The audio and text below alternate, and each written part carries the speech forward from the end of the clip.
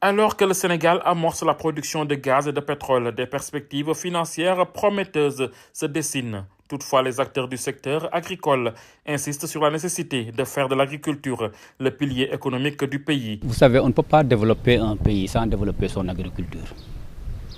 Tous les pays qui sont développés actuellement ont développé leur agriculture avant de faire l'industrialisation.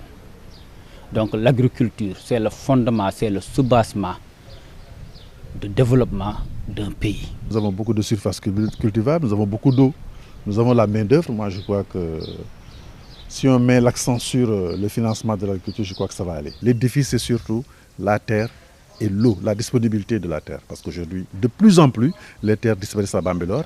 Nous avons de petites surfaces, ce qui pousse aujourd'hui les populations à mettre en place une agriculture intégrée avec d'autres activités telles l'apiculture, telle l'aviculture, l'aquaculture. Cette position rejoint celle de nombreux experts qui saluent l'appel des autorités à renforcer le secteur agricole, vu comme un levier essentiel pour sortir le Sénégal de la dépendance alimentaire. Les Niayes représentent 1% des terres cultivables dans tout le pays. 1%.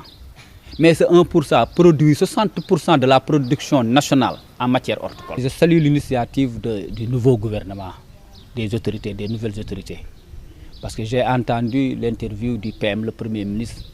Il a dit que les priorités des priorités, la priorité des priorités dans ce pays-là, c'est de booster l'agriculture. Pour Khalidou Dia, l'agriculture demeure la clé d'une économie résiliente, en affirmant qu'aucune richesse naturelle, aussi prometteuse soit-elle, ne saurait remplacer l'agriculture. On ne peut pas manger le pétrole, on ne peut pas manger le gaz. Le gaz et le pétrole, c'est vrai, c'est des moteurs de croissance, c'est des moteurs de développement d'un pays. Cependant, Thierno Diop nuance son propos en interrogeant la nature même de cette agriculture à promouvoir. Il ne s'agit pas, selon lui, de n'importe quelle agriculture, mais d'une agriculture saine, durable et respectueuse des ressources. Aujourd'hui, c'est vrai, nous parlons de souveraineté alimentaire, mais il faudra également penser, n'est-ce pas, à la santé alimentaire. Alors, est-ce qu'il faudra, n'est-ce pas, produire à grande quantité, coûte que coûte, pour que tout le monde mange? Ou bien il faut veiller à ce que, n'est-ce pas, cet aliment-là soit également sain pour nos populations. Parce qu'il est hors de question de continuer avec les anciennes pratiques, mettre beaucoup de produits chimiques pour augmenter la récolte. Dans un contexte économique en pleine mutation, le Sénégal doit faire des choix stratégiques. Si les ressources énergétiques offrent des perspectives financières, l'agriculture reste aux yeux de nombreux experts la véritable clé d'un développement inclusif et durable.